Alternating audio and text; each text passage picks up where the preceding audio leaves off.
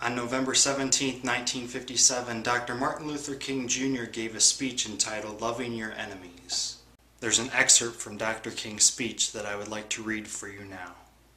Some people aren't going to like the way you walk. Some people aren't going to like the way you talk. Some people aren't going to like you because you can do your job better than they can do theirs. Some people aren't going to like you because other people like you. And because you're popular and because you're well liked, they aren't going to like you. Some people aren't going to like you because your hair is a little shorter than theirs, or your hair is a little longer than theirs.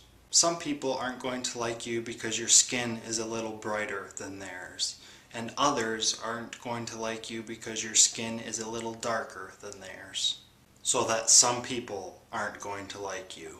They're going to dislike you, not because of something that you've done to them, but because of various jealous reactions and other reactions that are so prevalent in human nature. Further in his speech, Dr. King talks about how to handle these people who dislike you. I found it interesting that he says, you don't have to like the person, but you do need to love them. After reading deeper into Dr. King's speech and thinking about it more, I started to become clearer about this notion. I wanted to talk about this speech because the content was so fitting in my own life. Because I served so many roles in my own life, whether it be a student, an employee, a brother, or a friend, in each of these positions and more, there's potential for me to gain a couple enemies along the way. If you're interested in reading the entire Love Your Enemies speech that Dr. Martin Luther King gave, or any of the other speeches, I placed a link in the description box for you. But before you go, I do have one question for you. How do you deal with your enemies?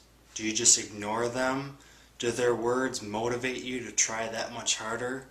Let me know in a comment or video response. I'm interested to hear what you have to say. Thank you, Dr. King, for all that you've done. Even in 2010, people continue to be inspired by your words of wisdom.